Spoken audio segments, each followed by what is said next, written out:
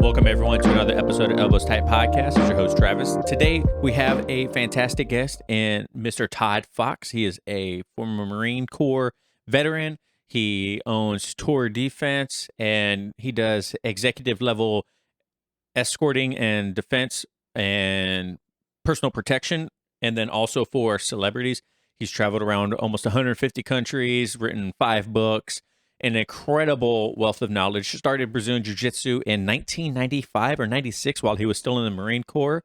Did 12 years as a Marine, and he is just a great source of knowledge. And it's always nice talking to fellow veterans when it comes to Jiu-Jitsu because we have a lot of the same ideas and a lot of the same values when it comes to what jiu-jitsu does for people, and he was no different. It was an amazing conversation. I am super excited about you guys listening to this, so hopefully you enjoy. Let me know what your favorite part is. You can either DM me on Instagram or whatever. Also check out elbowstight.com, Elbows Tight everywhere. Join the Facebook community. Don't forget to do that. It's down in the description below. We're headstrong, almost 40 members already. It's been a lot of fun. Thank you guys so much for all the support on the last episode. It is crushing it right now in analytics. That means you guys are enjoying it. Hopefully you're sharing it with people. So thank you for that. If you haven't listened, go listen to that one after this one. And yeah, let me know what you guys think. So without any further ado, here is a word from our sponsors and then Todd. Thanks, guys. We'll catch you later. Peace. What's up, guys? Are you tired of grappling body hair on and off the mats? Well, have no fear, because we have a solution that will keep you rolling smoothly and in style, thanks to Manscaped. Picture this, you're about to step onto the jiu-jitsu mats, ready to dominate and submit all your opponents. But wait, what's that? Your unruly body hair.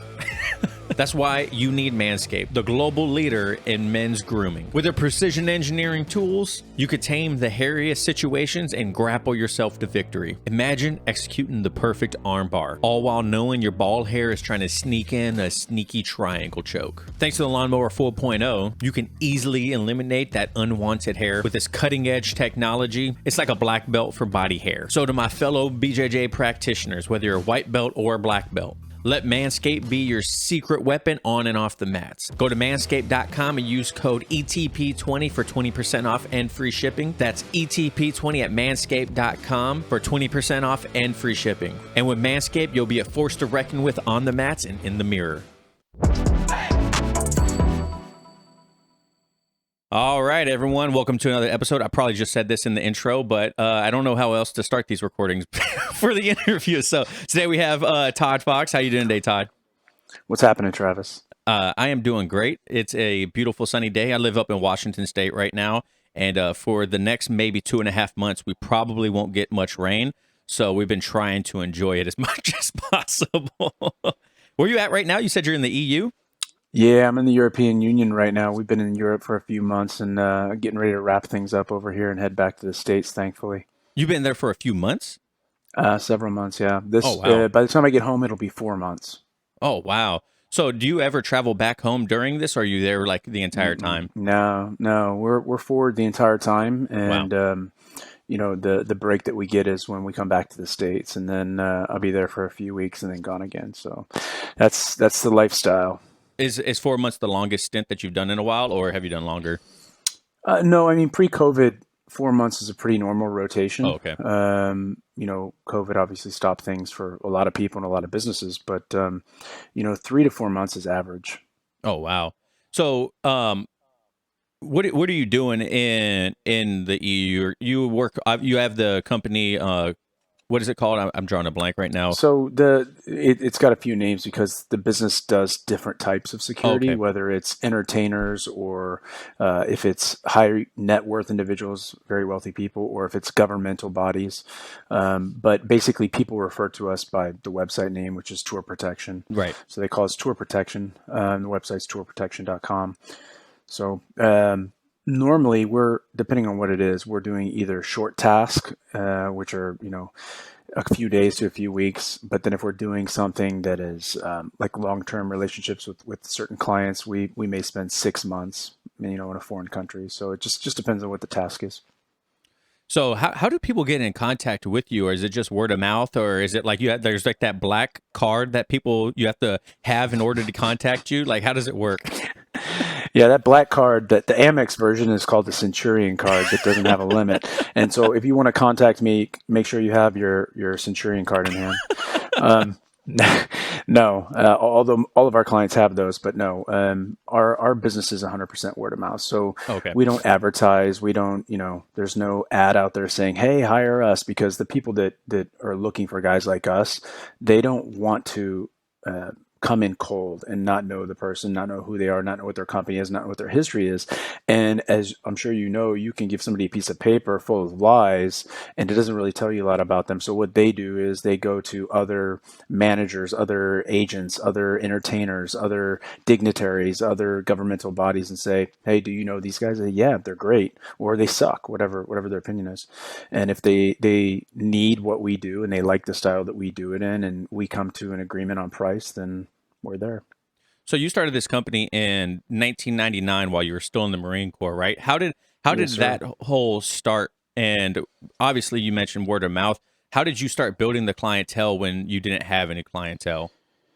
Um, it's kind of a weird way, and it wasn't intentional in terms of who I ended up building the largest clientele with. But while I was in the Marine Corps, I was fighting in No Holds Barred, and I was training different people, and I was training out at Hickson's in LA, and they had a lot of actors and directors and Hmm. producers and all kinds of people, some of which are people that are well known in the jiu-jitsu community now, like Guy Ritchie and Sean Patrick Flannery and those dudes who train with me.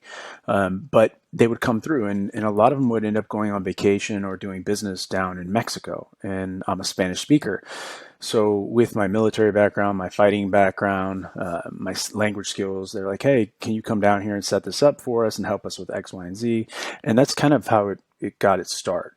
And then I kind of rolled one into two, two into three, three into five, five, and it just Fibonacci sequence just kept kind of Right. growing. And so now about 80% of our business is entertainment and 20% is kind of a blend of executives and dignitaries. So you mentioned in there that you were doing jujitsu at Hickson's place. You started jujitsu 95, 96 era. What was it Exactly. like back then, right? You were on recruiting duty. You were hmm right next to Hickson's school, right? You go in there. Did you have the typical Marine mindset of like, man, I'm going to go in here. I've been doing the Marine Corps combat. I know exactly what I'm doing. And then you went in there and got humbled. 100%. So I was in St. Louis, where I'm from, and a guy named Rodrigo Vaghi opened up a gym next to the recruiting office, and I mean side by side, like Hmm. not a couple of blocks down, but like next door. And one of the other recruiters, this Gunny had gone over there and made a relationship with him and said, "You got to go over there and try." And at the time, I was fighting. Like bare knuckle karate, and I was teaching karate at night, and I was winning stuff. And then, as you know, in the Marine Corps, we have smokers, so we're boxing and beating the hell out Hmm. of each other, and I was doing good at all of that stuff, and had a lot of street experience. So my thought was exactly as you had noted, which is I'm going to go in here and I'm going to own these dudes. I'm just going to smash them up and show them what it's about. And I went in, and the first day I watched a little bit, and basically Rodrigo, invited me to come back and train. When I came back to train, I asked if he was ready to go, and he's like, "Poor buddy, not with me, with my guys." And so at the time, I know this is kind of weird for people that do jiu-jitsu now to hear, but at the time, a blue belt was a deity. A blue belt was like crazy. And he was a black belt already. He got his black belt at Umaita. He was teaching there in Brazil and then had moved to St. Louis. And so my first go was with a white belt, and I'm like, "Oh my god, they give me this like 16, 17-year-old kid who's 150 pounds, and I'm just gonna smash him." And I took him down, and then like I don't, probably 20, 30 seconds, this kid's choking me, and I didn't realize what a triangle choke was. So he's like, "Bam," and I'm like, "Oh." I tap. I'm like, "Oh, something happened. I just made a mistake. Some silly error." Right. And I went back. We're rolling again, and maybe 45 seconds later, a minute later, bam, he smashes me again with a triangle. And at this point, it's like I'm trying to understand what happened, but I've never seen this before, so I can't process how this little kid with his legs just choked me almost unconscious. And so that was the beginning of my experience, and I would say that lasted for a couple months, and then a couple months of kind of breaking even, and then eventually starting to dominate. But it's humbling. Humbling is probably not even the appropriate adjective because it's soul crushing. Right. When you're a man and you cannot defend yourself, there's nothing you can do, and this kid's toying with you. And you don't understand how it happened, so you can't really correct it right away. It takes time. Yeah. So I talked to Gustavo Dantes, and we messaged on Instagram after my interview came out with him. And one of my questions was, common misconceptions when jujitsu, especially in the '90s. And it sounds like one, he says it wasn't super professional back in the day either. It was more along the lines of you show up, get your ass kicked, and leave. You know what I mean? What was Listen, some? there were none, there was zero professionalism. My this is true, and you can fact check me with everything I say, but especially this. At the time that I went in, Rodrigo had a fish tank in the very front of the gym. And in that fish tank was what they called a snake, I think a snakehead fish. And it would eat piranhas, and he would drop mice in it every day and eat mice. And this Oh is wow. where, like, it didn't have any control over the top, so kids could stick their hand down, or, I mean, it was like, it didn't care. People would come in and they would like be aggressive, or they would be like, hey man, they kind of look aggressive, and hey man, I want to check this out, and they'd just not smile at him, and he'd be like, okay buddy, let's go.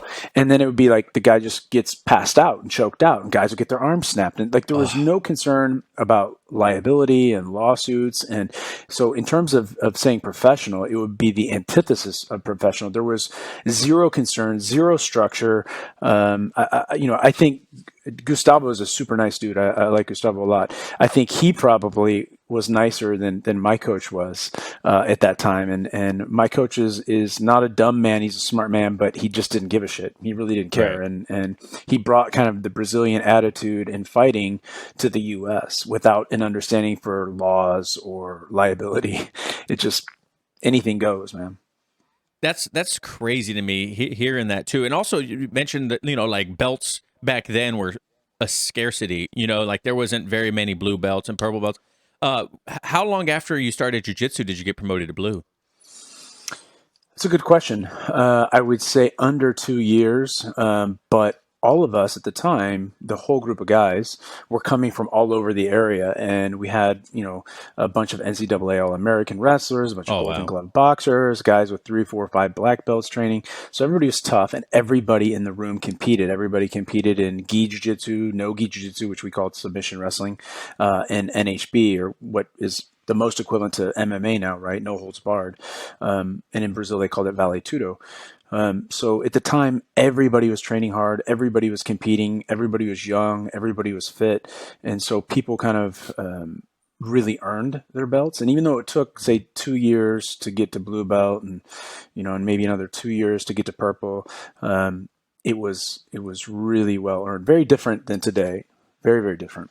Is that something you're concerned about, especially as someone that started so long ago, the watering down of jiu-jitsu? I know that's kind of like a hot topic lately, is the watering down of jiu-jitsu. Yeah, I think there's definitely a watering down of jujitsu. Like people skip past the basics, and they know how to do all kinds Preach. of crazy stuff, and they can do inverted movements, but they can't do basic closed guard movements. So it's definitely changed. But jujitsu as a whole, I think, there's a lot more people doing it. People are able to grow much faster because think about access, and I've talked to people about this before, but at the time that I started jiu-jitsu, there was no YouTube. People just started getting emails at that time. That was like the era where normal average everyday human was like, oh, I got to get this AOL account. And so you had no jujitsu. And then at the time, 96 or 7 or whatever it was, when the VHS, Gracie in Action stuff started coming out, people could watch that. But it wasn't interactive, and it wasn't super detailed the way things are now. So information is flowing freely, which means that for people that are voracious consumers of details surrounding jiu-jitsu and who can figure out how to synthesize or amalgamate data where they can actually put it into use, it makes sense why they would grow quicker. The only problem is that I think it's less useful as a whole today than it was back then. Back then, I think most of the people training could do gi, no gi, and MMA, or no holds barred. I think you see less of that now. Guys are getting more specific games. Mhm. At the time, we didn't have personal trainers for fighters. We didn't have dietitians for fighters. Guys weren't getting stem cell injections. Guys, weren't doing what you see now in IBJJF, which is, Winstrol and growth hormone and Yeah. testosterone and all these cocktails. I'm not saying that that wasn't available, but it just wasn't the norm at the time. And I don't even know whether that's good or bad. It's just a different time. So I probably don't have much of a dog in the fight of was it better then or is it better now. I think jiu-jitsu is growing in some components or facets. Jiu-jitsu is getting much better and you can learn or see a lot more, but in other ones people are getting lost in the shuffle and there's too much and they can't process it because they're not taking down this path of growth, right? So I can see both sides to it. I wouldn't fight over any of it. I mean, in my side, for the guys that are around me, we're going to take it step by step still. We're going to look at it. We're going to analyze it, see how it fits into our game, try it for a little while. If it doesn't fit, get rid of it. We bring something else new in. So that's my particular take on it. What was instruction like when you first started versus now? Obviously, we Yeah. talked about like you didn't smile at your professor, so you were getting choked unconscious. Like, what was the whole class like? So we had what they call technique classes on Monday, Wednesday, and Friday, and Tuesday, Thursday, and Saturday were sparring. And the way that it worked out was Monday, Wednesday, and Friday. What would happen is you'd come in and you do a 30 to 45-minute warm up, and then after you got done with it, I mean, just ridiculous. At the end of the warm up, when you're smoked, is when now you start training. And so the next phase would be like 100 arm bars from the mount, 100 arm Oh bars my from the gosh. guard, 100 triangles, or whatever. And then when that was done, he would show a technique, one technique, and one variation to that technique. And that was like, a 90-minute window. So it was much more simple, much more basic. But the difference was that everybody in the room could apply the basic techniques very well under pressure, right? And when you look at techniques and training and all this stuff, it really comes down to can you do it under pressure? Are you Mhm. pressure testing it? Not just, looking at the move, knowing the move, and drilling it with somebody who's almost limp on you. And at the time, everybody could do it, literally everybody. So we didn't do much, but what we did do, we were very good at. It's I notice nowadays that ecological uh, testing or ecological training kind of has been taken forefront. Josh McKinney calls it designated winner. Greg Souter calls it the ecological way, right? So it's where you have the designated winner. Someone is doing the technique, and then you slowly ramp up the intensity, right? To like you mentioned, pressure test it. That way, if being a bad uke and you're just going limp arm on people isn't going to help anyone, right? Was I've never heard of anyone really talk about. Was there anything similar to that, back in the late '90s, early 2000s, or was it kind of like you mentioned, just lots of reps and then go into Yeah, spar? I like Josh, and I agree with a lot of what he's saying. It wasn't defined. A lot of moves, you have to understand, didn't have names. People knew Right. how to do things, but they didn't call them specific names. And another thing that happened is like designated winner. Yeah, we did designated winner. Let me explain how it happens. You go with a guy smaller than you who's not athletic, and you're going slower, and you're trying these moves with less resistance, and you're getting what you are going after. You go with the guy kind of medium, you're getting a little bit more Ah, resistance, and he's a medium level. You go so that exact thing played out. It just played out in a different way, but that's the same as designated winner. It's just not with one person, and we're agreeing to do it this way. It's a designated winner with people at lower skill levels, lower physical abilities, less willpower, and that's how it naturally unfolded. So I can't say that what Josh is talking about not only didn't happen, maybe the way he's doing it now cuts off some time, it shaves off some time, and it's more intentional. But of course that happened. That's how people get better. yeah. It's super interesting for me too because we were definitely more our academy. We started brand new. I think Cody was the highest ranking person when we first opened the academy. He was a 4 stripe blue belt. Everyone else was white belts. And it reminds me of like when people talk about blue belts back in the day. We were so brand new to it. We saw a guy with like one stripe on his white belt, and he would smash us. Like it was just like, and he was like a 17-year-old kid, right? And so when we first started, we did a lot of the basics and just the ideology of how we taught each other and our approach to it has already vastly changed in the 5 years that we've been in open an academy. Now we definitely go more along the lines of theoretical situations, you know what I mean, which helps a lot. But I feel like when it comes to teaching concepts and theories and stuff like that, there is a point where I still feel like you need a base understanding of jujitsu in order to even understand the most basic concept. You know what I mean? Like, and that's where I would love to get your opinion on it. Like beginners classes or something like that. Like, do you agree with people going through like a beginners class, or kind of just throwing them in with Gen Pop and just straight into a normal class? No, first of all, people in jiu-jitsu, we talk collectively as if everybody learns the same way. And the Right. truth of the matter is, no human learns the exact same way. There are humans that are more inclined visually, kinesthetically, auditorily. And so that person also puts those pieces together in a certain way, right? And so in my realm, we do a lot of work with information. What we do is we collect data points, and then we put those data points together, and that creates information. And then we attach the pieces of information and things that give context to it, and that creates intelligence. And then we use that intelligence to drive our decisions. So our decisions based on intelligence, not just random ideas. So the same thing has to happen in jiu-jitsu. So I have to understand where the danger can come from before I start defending against it, or before I start attacking. I have to know, where your weaknesses are, where my strengths are. How do I exploit your weaknesses while utilizing my strengths? So I have to understand that, and I have to understand how the body works. And I talked to someone else about this recently, but the jujitsu is science and art, right? How your body moves is science, but the way that you trick people, the way that you put your moves together, that's art. And so people everywhere you go learn or see stuff differently. You'll see people that will grow really quickly with one style of instructor, but with another one they'll stagnate, or vice versa. And that doesn't matter who it is. It could be my instructor, it could be me. I've had guys who I say, you know what, I think you're better, you're more suited to this guy. Go train with him because he teaches 10 million techniques and he likes all this abstract stuff. I'm not that guy, so I'm not going to be your guy. Whereas another person, they're going to resonate more with this structure, this process. So I think it's really dependent upon the individual and the instructor. Yeah, I like that a lot. And I one thing that also happens is we hit these when we first start. I usually tell people, I'm like, hey, the first 6 months you're gonna make such a drastic change in who you are. You're gonna hit these milestones where you survive, against someone Mm-hmm. an entire round without being submitted, or you get submitted less or whatever. Those first 6 months is really that's to me, the 6 month is like the first major milestone. If you make it 6 months, you're a completely different person. You would probably absolutely destroy the person that you were when you first walked in, right? What major milestones in your jujitsu journey have impacted you the most and like made you who you are today because of them?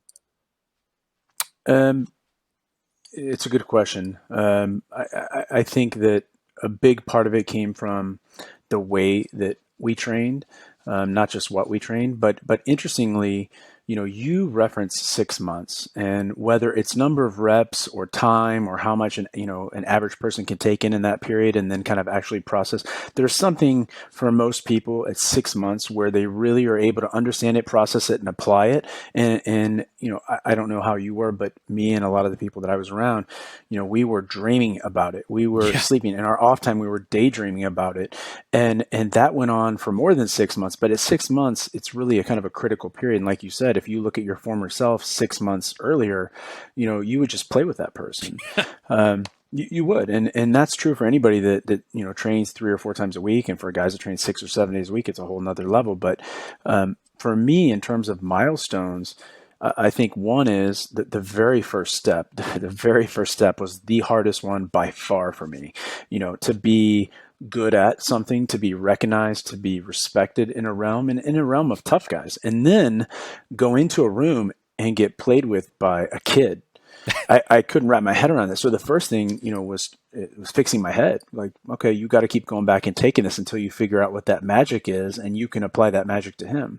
So that's the first milestone. Was one, realizing that I wasn't as strong as I thought I was, Hmm. realizing that I was weak and that there was something I needed to learn. And then two was taking that punishment over that initial month, 2 months, 3 months, whatever it was, and just keep sucking it up and kind of getting a really strong ego check, right? Really, really strong ego check. And then the next one was like, I can endure more physical pain than I thought. Then the next one is, I can actually not have to worry about this guy. Now I'm going to start going after this guy. I'm not just defending, but I'm attacking. And then the next one is like, I have an expectation of myself that I'm not going to let anybody beat me.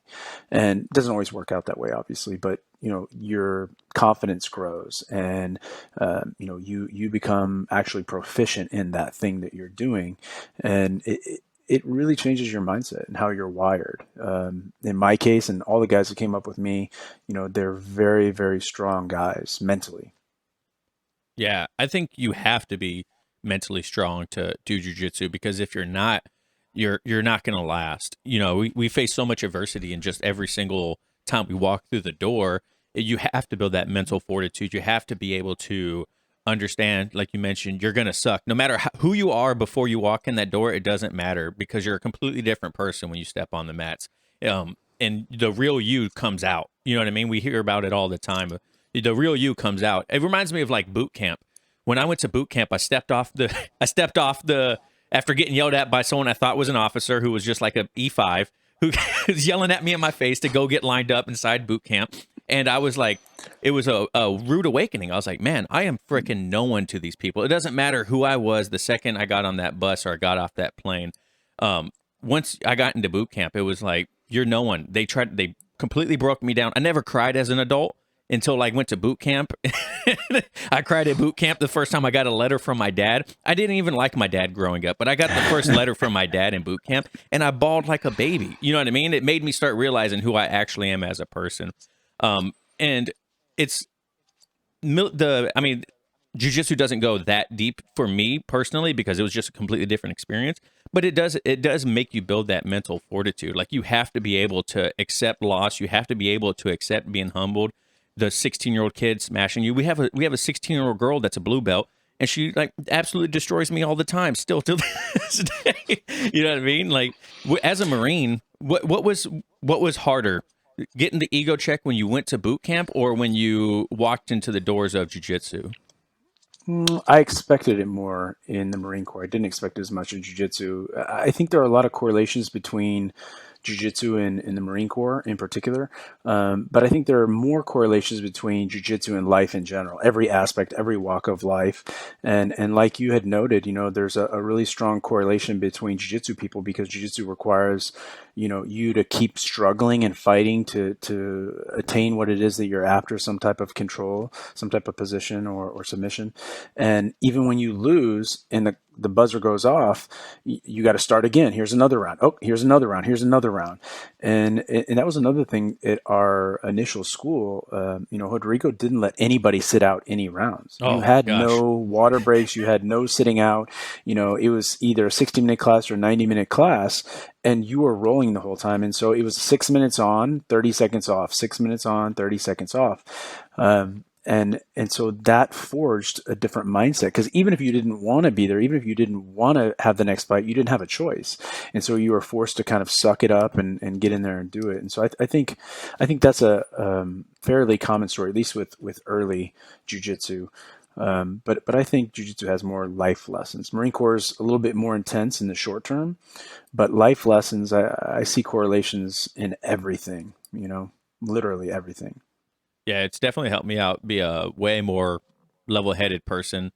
I just talked about this to I don't remember who. Maybe I was on my someone else's podcast, but before jujitsu, I would have road rage. I would people cut me off in lines or whatever. I would be so hot-headed. You know what I mean? But now it doesn't to me like it doesn't matter anymore. You know what I mean? My like Jocko talks about it. If I were to be in a situation where I would have to fight someone or something like that, my first instinct is to not get in the fight. It's just to get away as as fast as possible. Especially nowadays, people are crazy. You see it all the time. Like Yeah. people are not. You don't even know who Yeah. trains anymore because it's so Yeah. popular. Yeah, we're And getting back to action consequence, what you're talking about right now, right? Like you realize there's a consequence for you doing something, and you yep, realize how bad it can be, and you think through it and don't do it. And the other thing, that you mentioned Gustavo, and one of the things that he asked me was, how would you be different right now if you didn't come up in the time you came up, and if you yeah, hadn't competed? And I thought for a second to answer his question. I didn't just immediately answer. I thought for a second, I would be a completely different human if I didn't train during the era that I did, and in particular, if I didn't compete.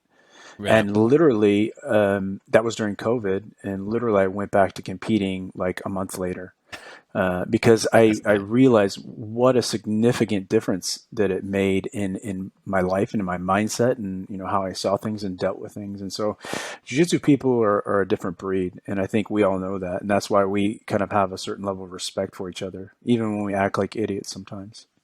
Yeah, you mentioned competing. You are a uh, black belt, national champ, Pan Am's medalist. At, competing at such a high level, can you go a little bit deeper into what it does for your mindset as a person and in your line of duty?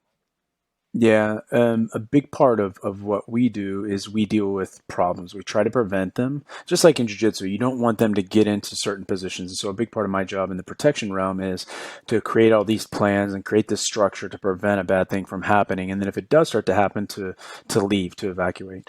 And then the last thing we do is actually fight. But in jiu-jitsu, with respect to competition, for me personally, it's not just the competition. It's definitely not winning a medal, because I don't get much from that. But what I do get a lot from is going in and being in a room full of people, thousands of people. And you mentioned like American nationals. I'm going to compete in American nationals as a black belt. I've got 50, 60, 70, 80 guys, whatever it is in my division. And and the numbers now are totally different than they used to be. You used to have like 10 guys in a division, it'd be stacked, right? Now you can't even count. Like Masters Worlds, I think I had 84 guys in my bracket. And Wow. that's, think about that. Master 4 black belt. Like, how is it that this small division has so many guys? So it's a massive sport. But the big thing is, you walk in the room full of testosterone, you can feel it, you can cut it with a knife. You're dealing with your own emotions. You want to perform well. You're having an adrenaline dump. You have to manage that. You have to manage like the fatigue that sets in on your muscles when you use too much strength when you're fighting. And we tend to make people better than they are. You're going with a guy and you have this expectation that he's this monster that has these special skills, and the reality is, they don't. They're just another human. They're just another body. But you have to learn how to manage those emotions. You have to know when to warm up. If you warm up too soon, you start warming up early, you're going to be tired, fatigued from it. If you don't warm up early enough, you're going to blow your lungs out right away in the first match.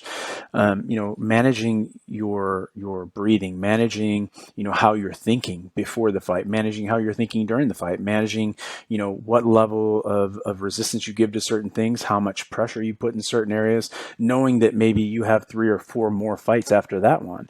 You're going to have lactic acid buildup, and maybe you've got the best guy in a really short period of time, and you need to be ready for that. So it changed the way I looked at things. It changed the way that I felt about things, and really, probably the greatest gift is it's just a great way to learn how to manage emotions and manage your mind and the tricks that human minds can play on you.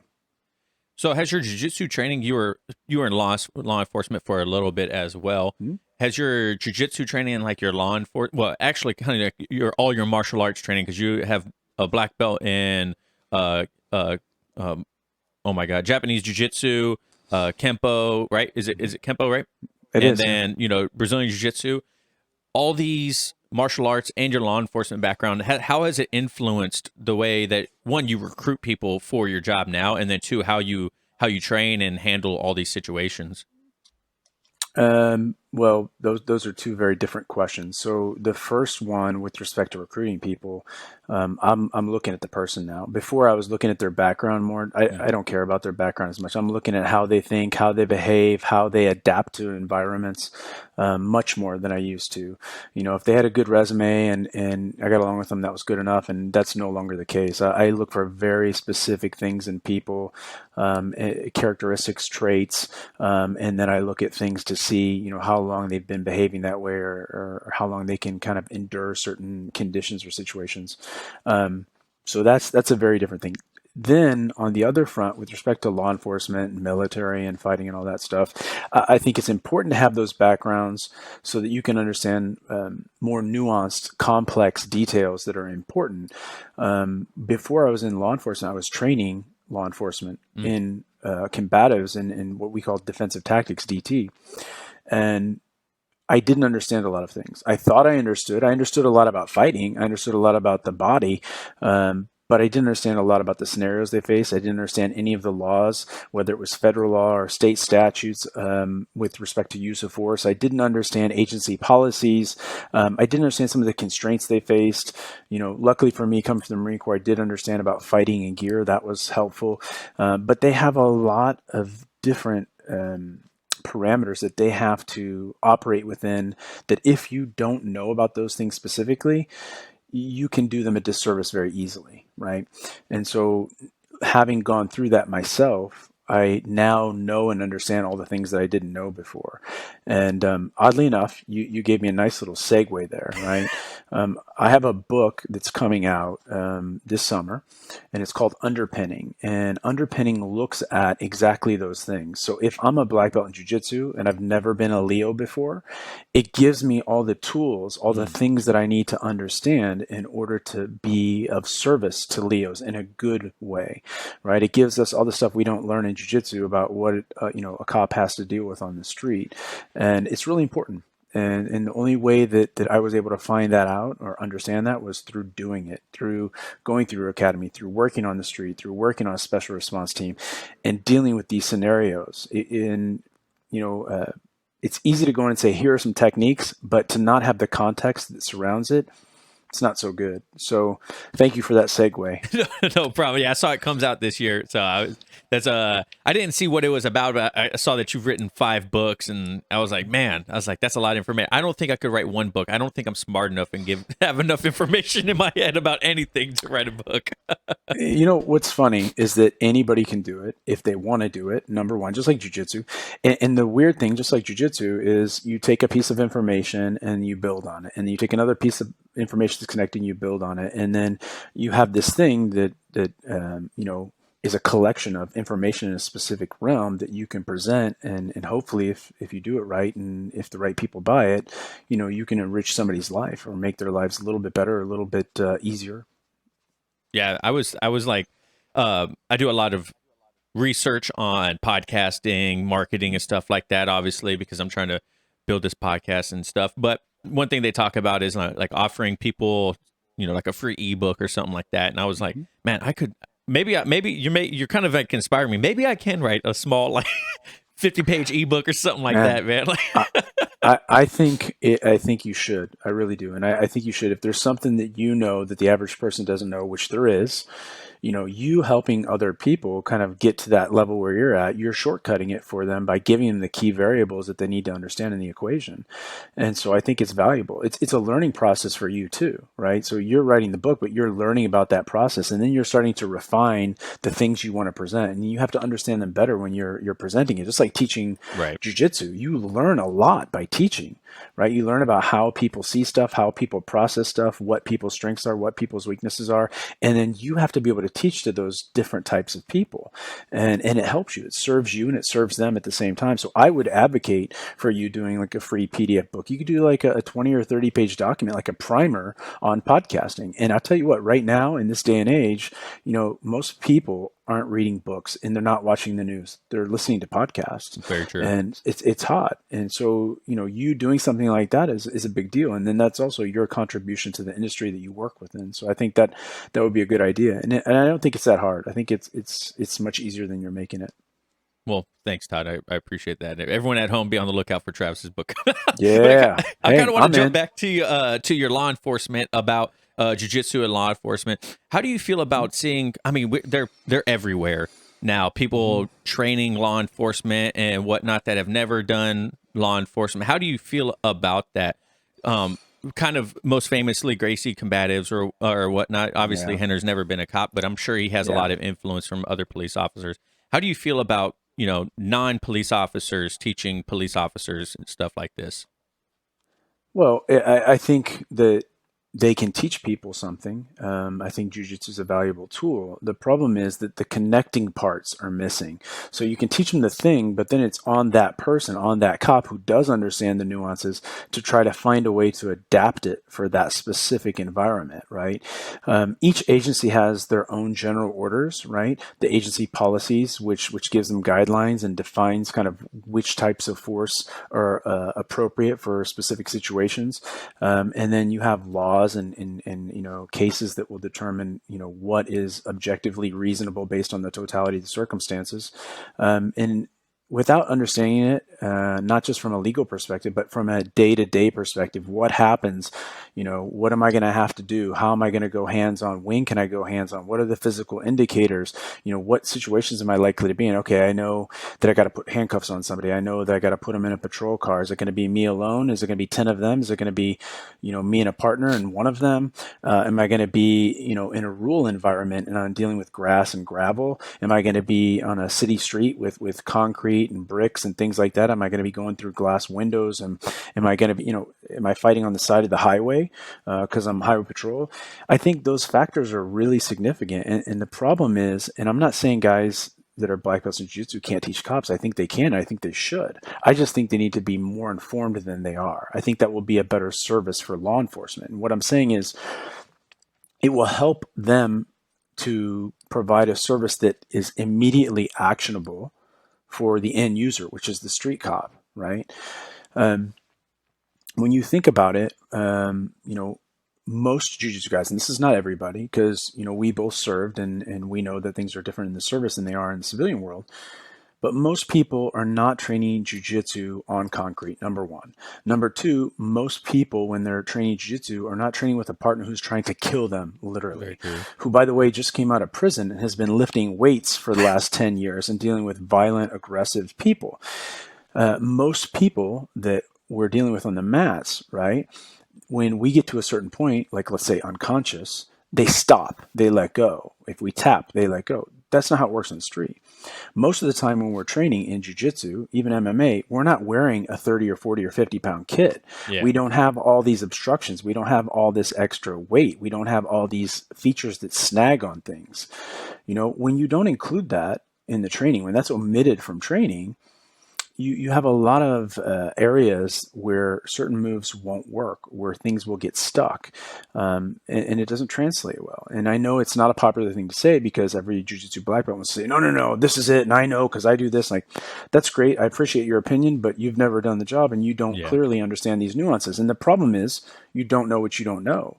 Yep. Much like the day that I walked into a jiu-jitsu school where I didn't know jiu-jitsu, and I thought I was going to go in there and do this stuff. It's the same exact situation. Then I walk in and I'm like, oh shit, there's a lot I don't know. And now I got to start learning all these other things. And so I think jiu-jitsu is huge. I think it's great for law enforcement. I think it's the best martial art for law enforcement. I think it answers a lot of problems. I think the way that it's getting taught is not optimal. And I think that the book will shed some light on the areas that the instructors need to understand. And I would hope that it helps law enforcement as a whole. I see a lot of times, I follow police posts. I think it's police posts on Instagram, and they're always posting, big, gigantic captions along with like scenarios on when cops do good and do bad, obviously, which is, I think, very important because you want to see both sides of it because there's learning on both sides of it.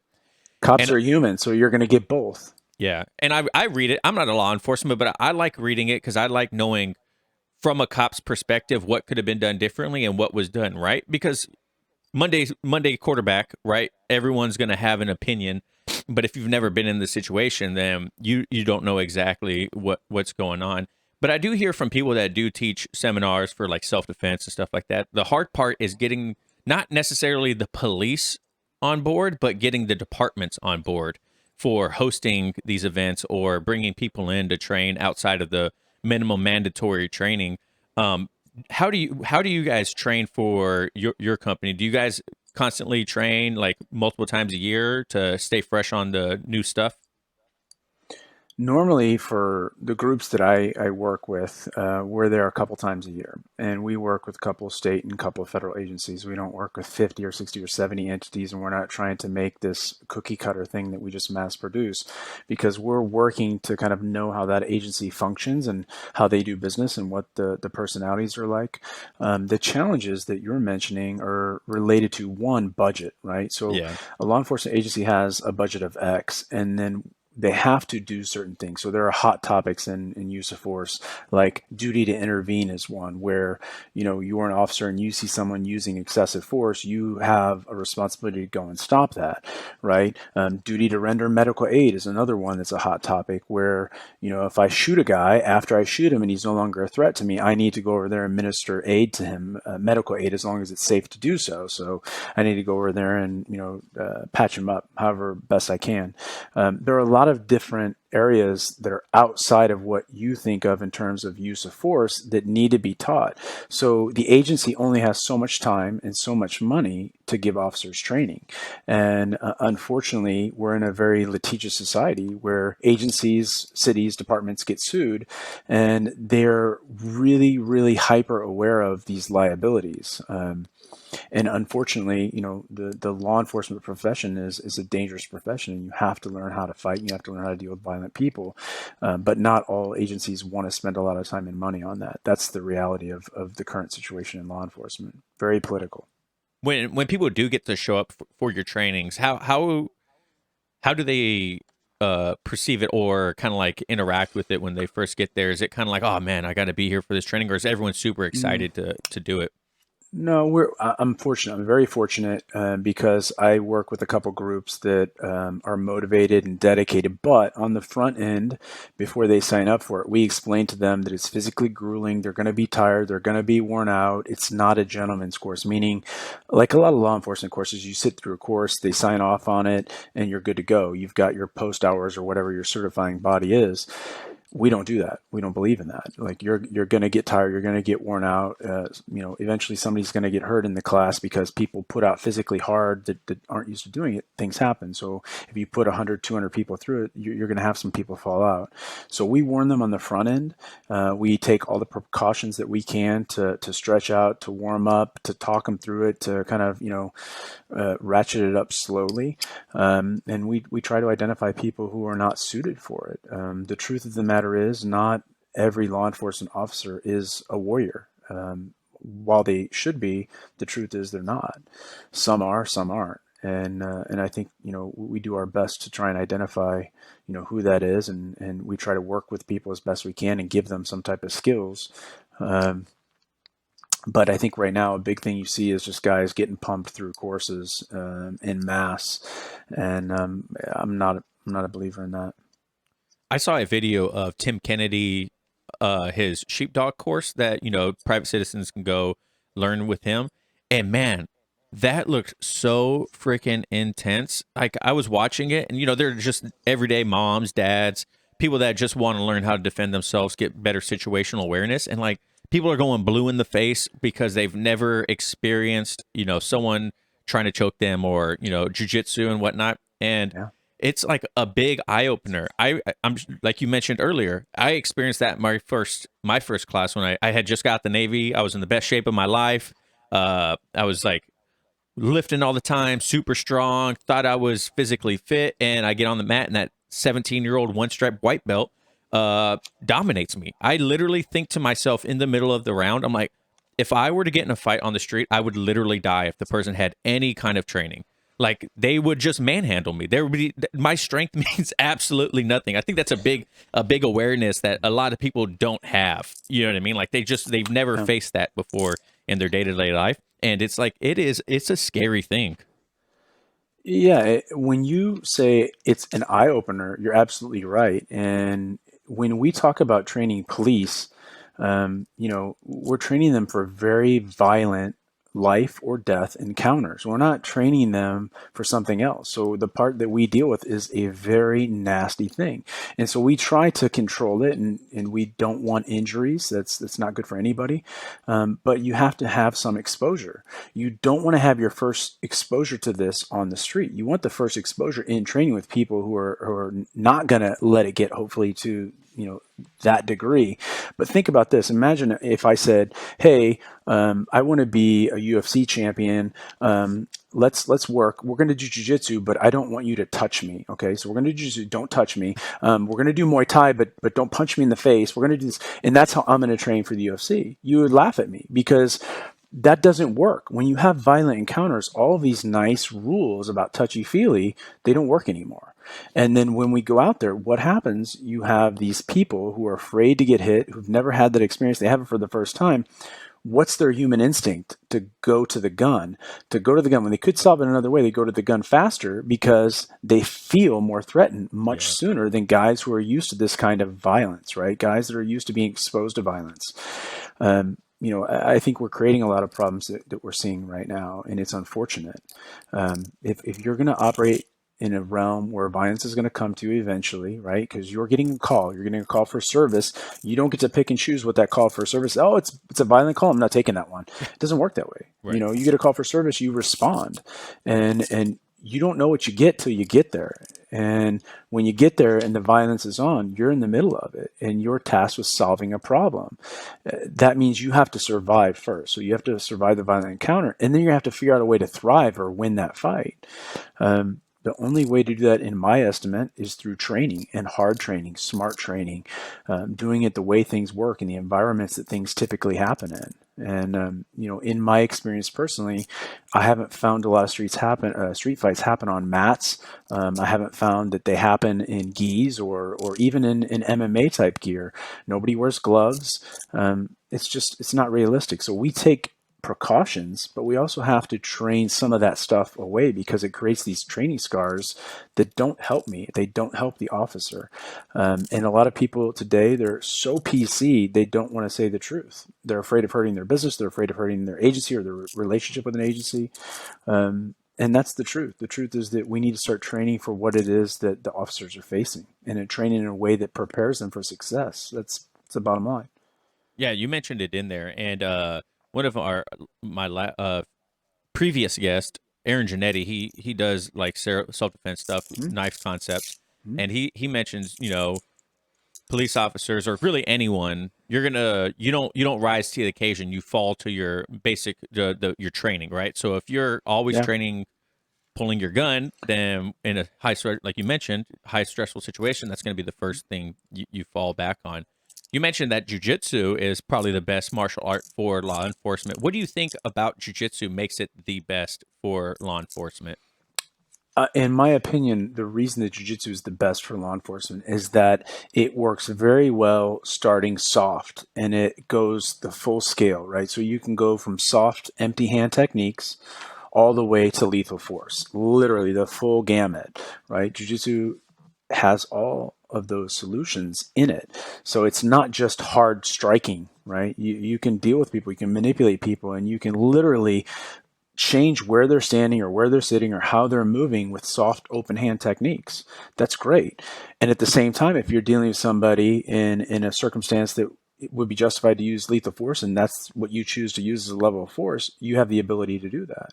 So I don't think that that's true with a lot of martial arts. Hard styles, which I love and respect, Muay Thai, I absolutely love Muay Thai, but that's not the best. It's a great accoutrement, something to accompany, but it's not the best art, in my opinion, because it doesn't scale that full spectrum the way that jiu-jitsu does.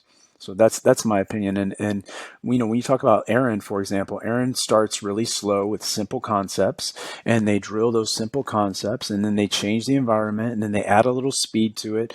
And so the way that I'm talking about training is similar to the way that he's doing it, right? Very similar. So Aaron, another good guy. The references that you have for these podcasts are really good guys. I like all of them. I appreciate that. I try to make sure that I vet the people that come on the show as much as possible, because I, like you mentioned, anyone can put anything on a piece of paper or send you an Instagram message saying, hey, this is my accolades, and you're like, Yeah. then you do some research, and you're like, I can't find anything on this person, and so you kind of have to Yeah. take their word for it. But like, luckily, a lot of people have, like yourself, Aaron, Gustavo, all these people have a lot of background and history within the community, so it's nice talking to them because it's no one wants to bring someone on and you're like talking to them, and jiu-jitsu guys know you're like, I don't really know if this guy knows what he's Wait talking a second. about. It's like rolling with a fake black belt. You're like, I don't really know if this is good. And then in my 5th year is where I got my orange belt. What? What? Yeah. So, but one topic that I talked about previously too is like chokes versus joints, and I would love, or joint locks. I would love to know your opinion because obviously law enforcement protection stuff like that. Do you prefer when you're applying jujitsu, whether on or off the mat? Do you prefer joint locks or chokes? Well, let me back up because you're going to get people all worked up over this. So in law enforcement, they are not permitted to do chokes. They have vascular neck restraints, Mm-hmm. and with compression and without compression. So they talk about it differently. The big thing obviously is blood versus air, right? You can hold somebody without choking them or without applying a neck restraint. Where you hold it will depend on if it's an airway choke or if it's blood restriction. So you have to make those distinctions now. You can't talk about it without doing that when you talk about law enforcement. But clearly the most effective is going to be some type of neck restraint, right? Because what you're going to do is you're going to shut off the computer, and then there's no long-term damage if you apply it appropriately, right, for the appropriate amount of time.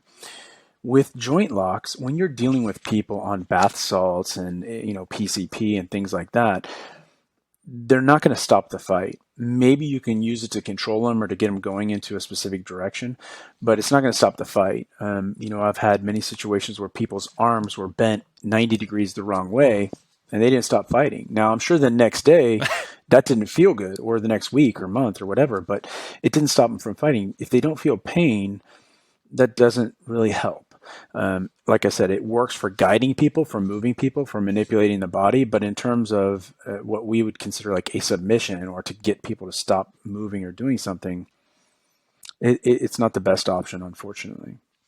So is that go for you like when you're actually jiu-jitsu versus jiu-jitsu? Like what's your A game when it comes to rolling? Uh, Not law enforcement. Not law enforcement, but we're gonna go Talking ahead and about cut this completely talk. different. We're talking about jujitsu. Talk about pure jiu-jitsu here, yes. Yeah, my game's heavily focused on chokes. Oh, okay. Heavily focused on chokes. Because I believe in them and I know they work because they worked for me in tournaments. They worked for me, in MMA. They worked for me on the street. They've worked over and over and over again. And so, when you have a high degree of success in multiple environments, it wouldn't make sense for me to discard those things. Those are the best tools that I found in fighting.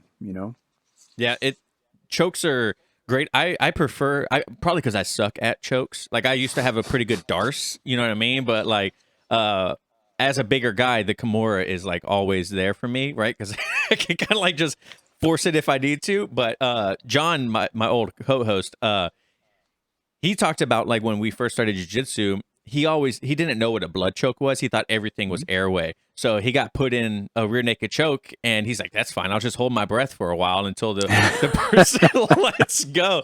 And then he started seeing stars. He's like, oh, I better tap. And he realized like, what's going on here? Right. Like, it's like, Surprise. yeah, surprise. Like, that's not actually how it works. So, but no, yeah, I definitely like joints, joint locks, not joints. Jesus, don't say that. I work for the government. Yeah, that was Freudian slip there, wasn't it? No, man, I like joint locks.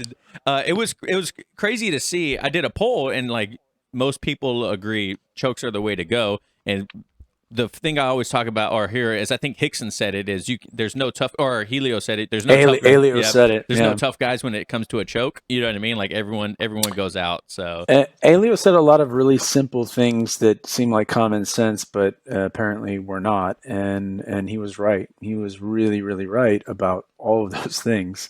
And it takes a small guy to know that, right? When that's the only real option that you have, you learn very quickly that that's going to be your go-to. So I think that's the case. Now, for example, you talk about Kimuras. Kimura has an advantage in a lot of different scenarios, namely cuffing, because that's kind Mhm. of the arm behind the back for cuffing. And then there are some weapon retention techniques where a Kimura is really good, where people are fighting you for a gun.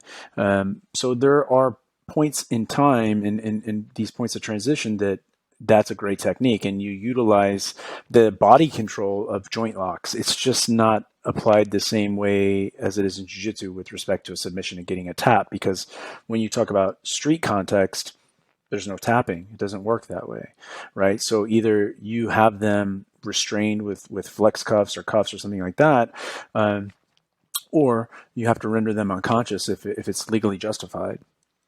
When it comes to all your martial arts that you have besides jujitsu, which one has influenced you the most in your life besides jujitsu?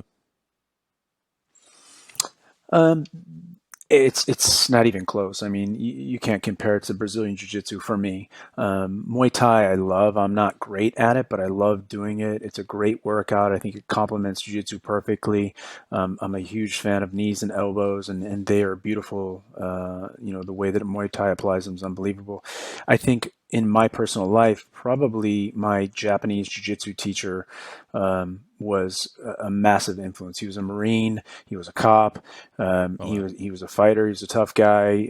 Very straightforward, very no nonsense, common sense approach. So I was more probably influenced by his style of teaching and his example in terms of leading in life than the art. But in terms of the art and the content, I think jujitsu's at the very top by far.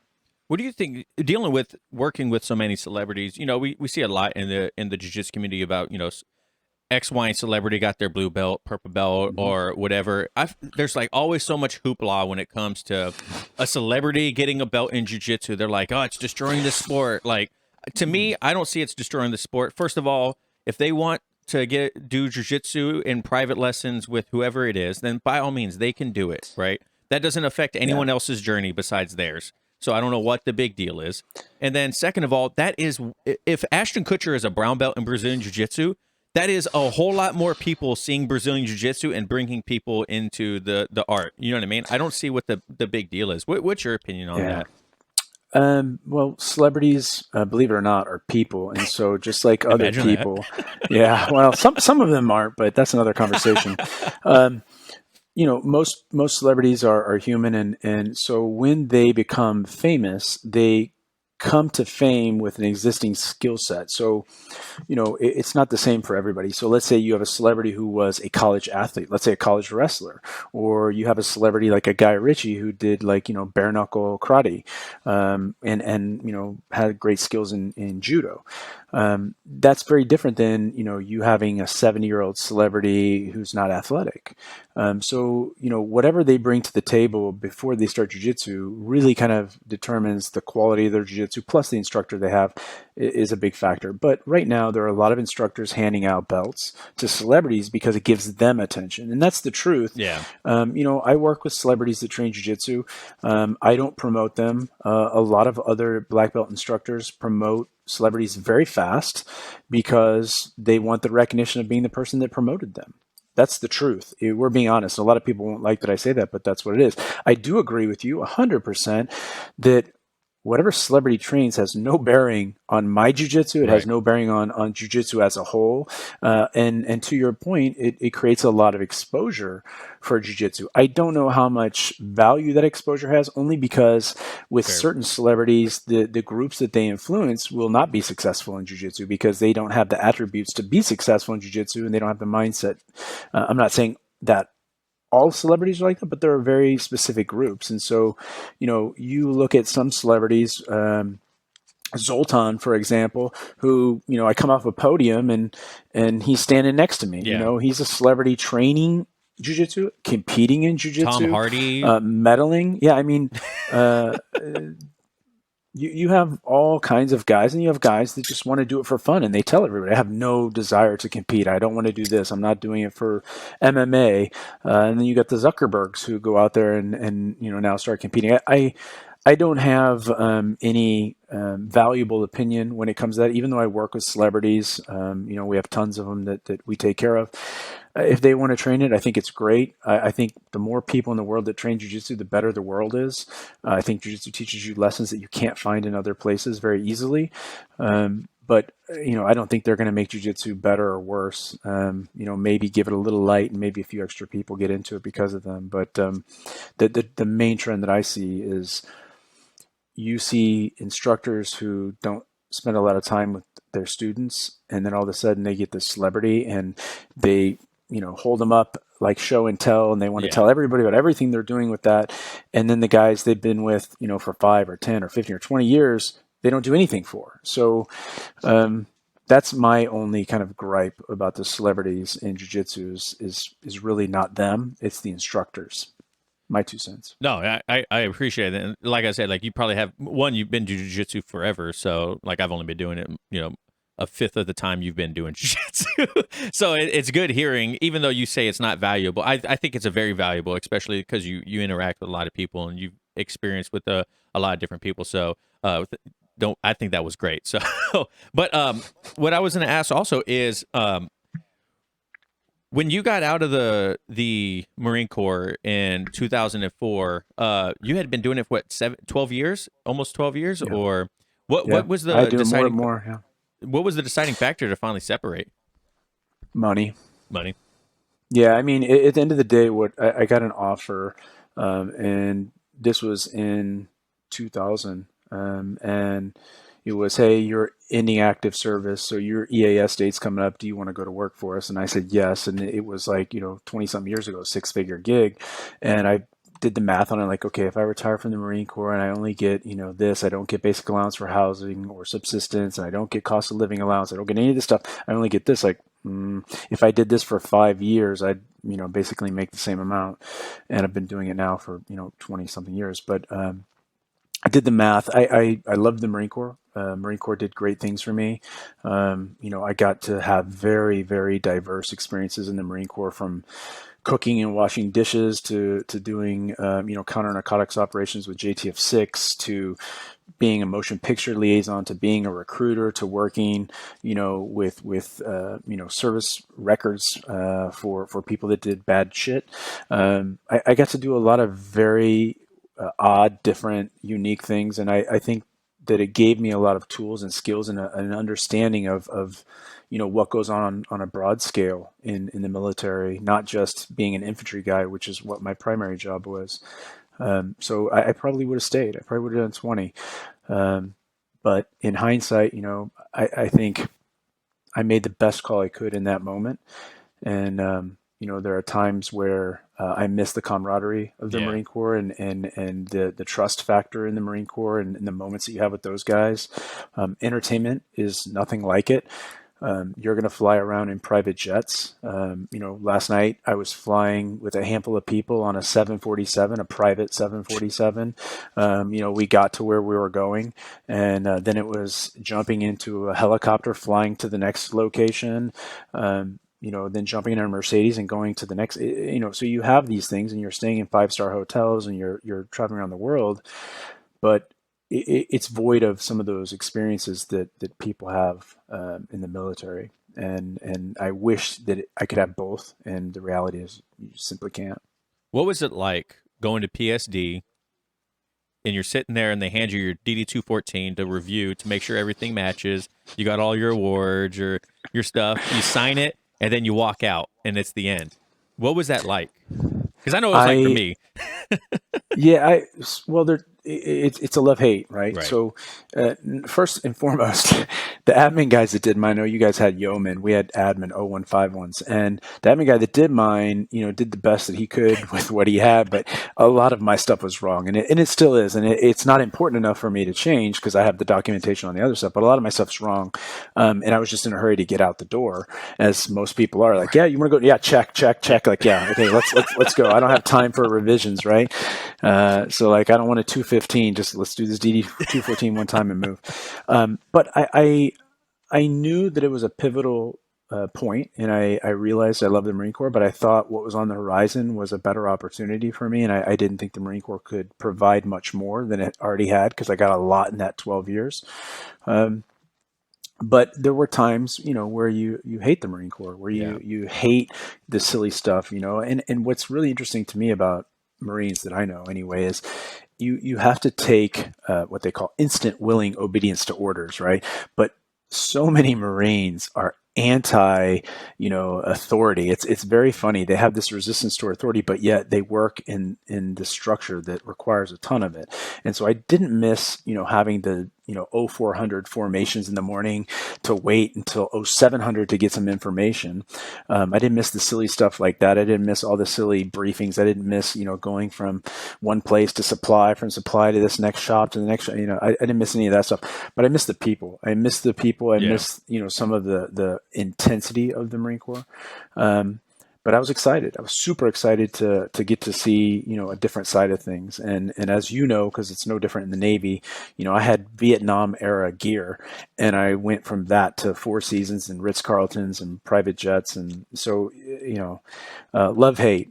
Sad to go and miss the people, but at the same time excited to kind of get a taste of a different world that I didn't grow up in. Yeah. I when I left the Navy, I signed my D 214. I was like, holy crap. My buddy, I talked to him about it, and he kind of like prepared me for what was going to happen when I went in there. And he's like, dude, I completely forgot to put my cover back on. I just walked to my car, just in uniform, no cover on, just like, holy crap, I'm out of the I'm done. Navy. You know what I mean? I'm done. But it's like, to your Yeah. point too, like my first job was for a private engineering firm in Seattle, forensic engineering. I got to travel all over the United States and basically do CSI for buildings, right? So like a roof collapsed, I went there and investigated why it happened and whatnot. And there was like a culture built on trust in the company, and that's not the military, right? Like they're going to tell you to do it and 100% expect you to do it, hover over your shoulder if they have to, right? When it was like, I remember my first day, I walked to my boss's office like, "Hey, when can I take lunch?" He's like, "I don't care. Whenever you want to take lunch." Wait a I second. was like, Can I? "What?" Does that mean I can go to the bathroom on my own too? Right? And I was like, "Wait a second. This is so weird." I was like, "When can I go home?" Like, after 8 hours, like, just go home. I was like, "Okay, like, can I leave early?" They're like, "Yeah, go right ahead if you need to." I was like, "Holy crap, this is amazing." You know what I mean? So early this morning when I filled out that form to make a head call at noon, is that I don't need to do it now. I work for Uncle Sam again, and it's very similar to it was in the military. Got yeah. to fill leave request out and whatnot. But no, man, it was a crazy experience. I signed it, and I was like, man, this is freaking it, man. And the only thing I've ever came close to the camaraderie that it once again from the military is jujitsu, and I think it's we mentioned earlier. It's just the aspect of going through difficult things with people. It Hmm. just builds a relationship that you just don't experience really in anything else that I've experienced. Rob from McDojo Life, he says he's like you can have camaraderie in any hobby, Hmm. football or whatever.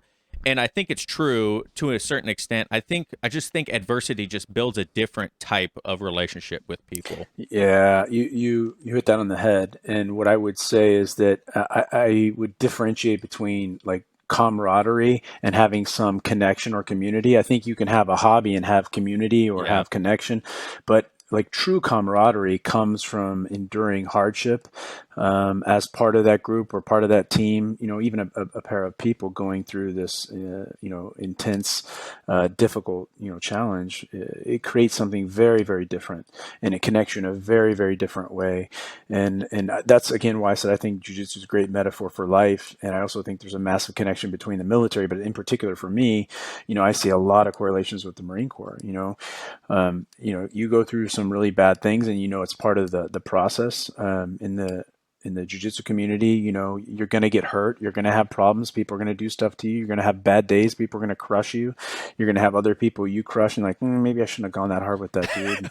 And, you have these experiences, and every single person that I know who does it for long enough has these experiences without exception. Yeah, absolutely agree. Hey Todd, so let's go ahead and if people want to follow you, check your stuff out, read your books, where can everyone find all your information? Uh, our company website is tourprotection.com. And Instagram, we have a pretty small page on Instagram, but it's at Tour Training. And those are the two best spots to go. And if anything else, you could Google and I'm sure find plenty of stuff that way. But website, tourprotection.com, Instagram at Tour Training. And be on the lookout for your new book this year. What was it called again? Yes, sir. Underpinning is what's coming out. So for anybody that's teaching law enforcement, it's a good book. Or anybody that wants to understand, components of use of force in law enforcement, the things that really control and structure and really lead to determining what should and shouldn't be done in certain situations, that's going to be a great book. If you're not interested in use of force in law enforcement, it's not a right fit for you. So. All right. Hey, and we'd like to end the show with the same question. If you could give one tip to a brand new white belt starting Brazilian Jiu-Jitsu, what would it be? Find a good instructor. Find somebody whose teaching methods fit with how you think and how you learn and how you grow. Your brain is your primary weapon, so if they can't convey it to you in your head first, you're never going to be very good physically. You have to understand it. It's not just doing repetitions alone. So finding the right person and finding somebody that teaches in a way that you can digest and then apply, that's to me critical. Perfect. Well, Todd, I want to thank you so much for coming on the show today, man. This was a fantastic conversation. I love especially talking with fellow veterans and hearing your experiences through the military and how everyone pretty much does the same thing. Yeah, man. Thank you very much, man, for coming on the show today. Thank you. I appreciate you having me. Yeah, absolutely. It's good chat. So, hey, guys, thank you so much for listening and watching at home. Be sure to go check out Todd. All his stuff is going to be down below. Check us out, Elbows Tight everywhere. And remember, no oil checks here. Later.